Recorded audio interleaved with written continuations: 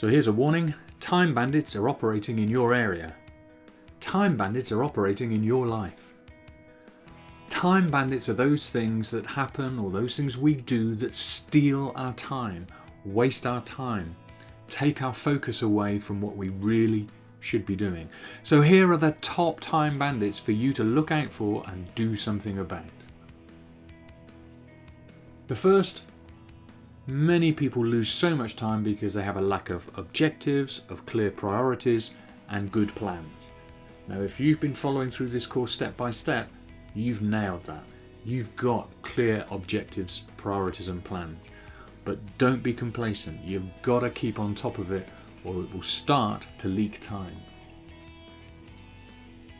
Unrealistic deadlines. Well, many of us are optimists. Many of us are under pressure to achieve things really quickly, and it's very easy when you're setting your plans out, working out your allocation of time, to set unrealistic deadlines for tasks or projects. Step back, take your time to plan, and make sure you allow enough time. Better to finish early and create more time to do other things than have the stress and pressure of having to really rush at the end. Personal disorganisation and a cluttered desk. They say a cluttered desk reflects a cluttered mind, and so it's a really difficult thing to do. Now again, if you've worked through the course, you have a very clear personal organisation between your goals, your diary, and your schedule. And clear your desk. Work on one thing at a time. Keep things out of sight so that you're not distracted. Focus exactly on what it is you want to achieve. Many of us work in teams, either in employment or in project teams, and without clear communication it can be easy to duplicate effort, and lots of time can be wasted or stolen in that way. So make sure you're clearly communicating where it's relevant, and ensure you're not doubling up with somebody else.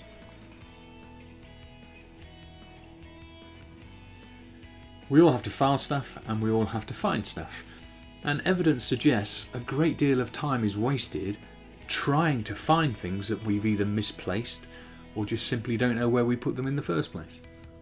So having a good filing system and finding things quickly will save you a lot of time. And of course, in the modern era, that system is likely to be digital, it's likely to be computer based, and even then you need to have clear organisation and structure so it's easy to find paperwork and other activities when you need them. Well, a lack of skills and training. Now, you're doing something about that for your time management by taking this course, but an awful lot of time can be wasted by people who are doing their best, but basically they're learning by trial and error as they go. They've not been given sufficient support and sufficient training to be able to work effectively. So if you are responsible for managing teams of other people, recognise that can be a real time bandit for the productivity of your team. Poor delegation, too much routine work. Well, an awful lot of managers I meet, an awful lot of individuals I meet, get scared to delegate for a whole host of reasons. They think they can do it better, they don't trust the other person, it seems to take longer to them to delegate than it does to actually do it. But the reality is they very often find themselves getting sucked into mundane, routine tasks that they don't need to do. So use delegation wisely, and don't just delegate the rubbish. You can delegate critically important tasks and get them done effectively. Lack of motivation. Well, we've spoken about the issue of motivation and whether you're towards and away from, but this is down to you. You've got to find what will galvanise you into action in order to complete the tasks that you're trying to achieve. Perhaps a big one I come across regularly is the inability to say no. People will make demands of your time. People are pursuing their own goals, their own objectives, and in the work environment sometimes they will use their position power to try and force you to do something. Now, at the end of the day, if you think it's career terminal to say no to your boss, my advice is think carefully before you say it. However, you'll be surprised how firmly you can say no, or at least explain your reasons why you're concerned about it. Explain, if I take this on, this is what I will have to leave undone. But many people will just simply avoid saying no and just agree to do everything they're asked. And all you will be doing is placing an awful lot of burden on yourself, and many of those tasks that you take on will be box C or D activities. They will not be things that will add value to the goals that you're trying to achieve.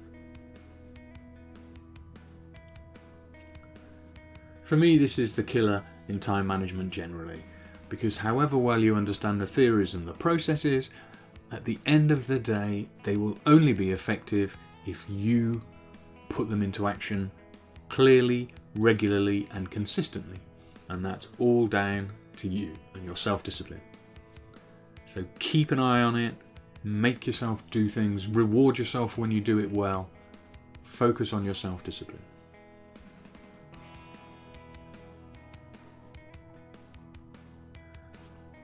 Many researchers have said and discovered that maybe 37% of people feel half of meetings is time wasted. If you work in business, you will find you spend an awful lot of time in meetings, and it can seem thoroughly unproductive. So if you have meetings you are going to that aren't of any value to you, don't go. Ask not to be present. Very often in a corporate life particularly, people find themselves in routine meetings that happen week after week or month after month, and frequently it adds no value to what they're trying to achieve. So look at the agenda of the meeting. If it isn't going to be of use to you, then make your apologies, save time, don't go. We all use computers most of the time these days, and computers have a habit of sometimes either going wrong, or maybe it's a software error, you can't quite do the thing that you want to do. And just be aware, you can get drawn into trying to resolve those issues in the moment. And if you're not careful, you can lose hours, sometimes even days, trying to resolve a technical challenge that actually you'd have been better either delegating, going somewhere else and using a different computer, and getting somebody else to sort the problem. But we get drawn into dealing with it because of the immediacy. So computer glitches can be real-time bandits. Social media. 64% of people visit non-work related websites every day, and a lot of those website visits will be for Twitter and Facebook and LinkedIn and other social media activity. Now, some of that will be related to your goals, some of that will be on target activity, but an awful lot of it will be displacement and avoidance activity. So manage the time that you devote to social media, and if you do need to spend time on social media in achievement of your goals, schedule a time slot to do it in a focused and effective way. Drop in visitors. Typically, if somebody comes to see you, either they're looking to dump work on you, or maybe they're just into some sort of socialising and idle conversation.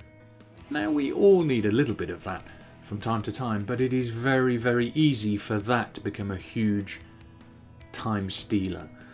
And often, we don't find the confidence to just say to somebody, I'm really sorry, I'm terribly busy at the moment, I need to get this done. And either diarise a meeting if it's important, or just ask if you can catch up with them at another time. If you work in an office environment and you have time where you really need to focus, close your door. Very quickly you will train your colleagues and people to understand if your door is closed, not to come in. You can even put a sign, do not disturb, as you would in a hotel room. But drop-in visitors can become a real time stealer, really quite subtly, but it can take masses of time. We all need a break. In fact, I would recommend you schedule regular, short 5-minute breaks, maybe a 10-minute break now and again, and also take a lunch break. Far too many people just work through their lunch. It feels like they're making more effort, improving their productivity, but the chances are they're not. However, if you schedule a break for 5 minutes, then take 5 minutes. When I'm running workshops and courses, I may say to a group, we will now break for 15 minutes. It is exceedingly rare for that break to only last 15 minutes. And to be fair, if I said 30, it would still take longer. So when you need a break, and you do need regular breaks, schedule them, decide on the time, and stick to it. So time bandits steal your time. What we need to do is identify what those things are and put those bandits behind bars where they belong so that they don't block our productivity.